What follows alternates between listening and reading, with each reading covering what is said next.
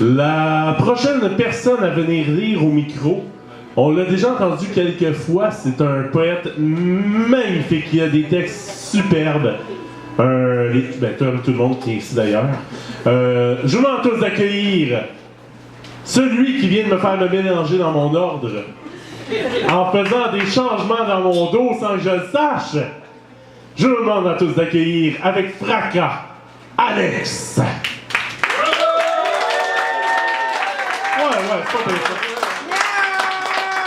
Est-ce que je te laisse le micro de même ou je te le montre?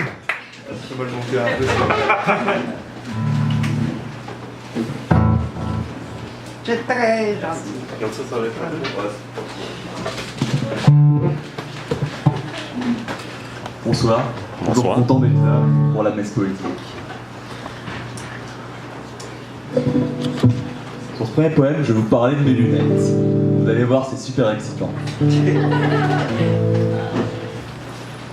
J'ai grandi avec de gros carreaux, dans le trouble des formes et des normes, et le monde de mes mots dessine le peu que je vois. Je n'observe pas les hommes, mais ils me font écho. Je les ressens, ils m'impactent. Le poète est le scientifique des mots. Il se joue de ces équations mornes et intactes. Il refute en tout point l'hideuse perfection et anoblit la libre entropie. Se jouer du désordre permanent pour y trouver l'harmonie. Elle est la science de la vie. Le poème est cette quête, ce défi de rendre belle la forme désuète, le flou permanent qui nous échappe. Et quand enfin on y arbore le point final, c'est à l'infini invisible qu'on a redonné vie. Wow!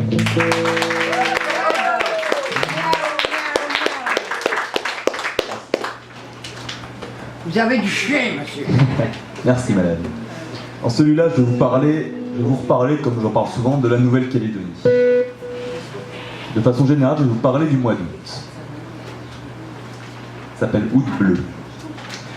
C'est quand la chaleur de l'hiver m'enflamma, à l'errance dans le nord sans autre but que ces échanges humains au cœur des tribus. Alors mes premiers pas rimèrent avec Arama, cher mois d'août infiniment bleu. Je me revois courant à 100 à l'heure, les vagues d'Algarve et les lacs de Clairière, les fjords enneigés au cœur des soufrières, 40 degrés sous Navacelle, forte chaleur, souffle court de l'océan bleu.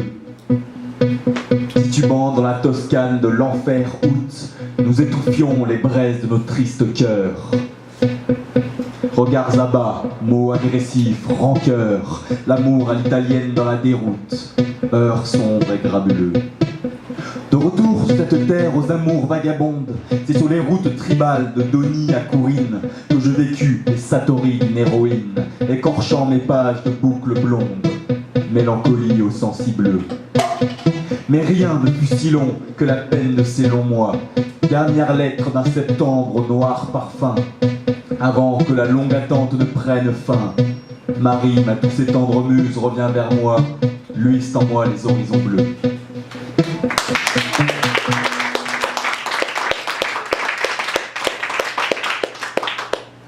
Un petit dernier, une petite prose de la vitesse, ça s'appelle Course contre la montre.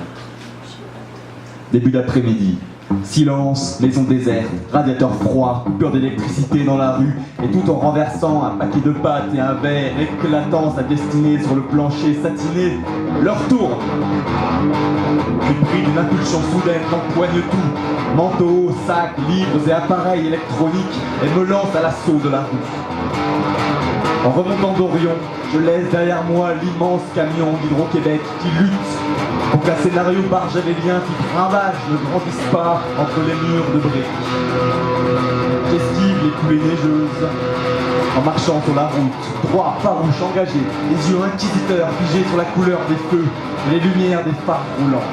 Passé Papineau, je rentre tête baissée dans le parc La Fontaine, ignorant arbres, écureuils et bonnes gens, oubliant les écumes de Gershwin au soleil couchant, en diagonale et haletant, ventre vide et gorge s'asséchant, et déterminé comme le boxeur à l'approche du 15e round. Rachel et Saint-Denis croisant, je double des passants trop lents, dans des périmètres trop petits pour ma carcasse, me faufilant telle la mouche entre les doigts, se refermant et Jesse Owens dans la cour du temps, dans la course du temps. Je n'accorde pas même un regard à mon havre de poésie, quelle hérésie. Je ne peux m'empêcher d'alimenter une pensée dingue à mon ami Alex Bergeron en passant à toute berzingue devant la librairie où erre son esprit fanfaron. Suant dans la fraîcheur traître des 1 degré, cherchant mon haleine qui gré, je franchis une à une les flaques de slush. Je revois cette dernière, longue de plus de 2 mètres, les dents serrées tout en la fixant au loin. Je la vois grandir devant moi, puis me vois bondir d'un d'immenses pas. Corner de Saint-Laurent et Villeneuve. J'ai 15 minutes de retard, mais je suis content de ne pas en avoir 15 de plus. Et le regard posé et mélancolique sortent mes premiers mots depuis 1 heure. Allô, mon amour.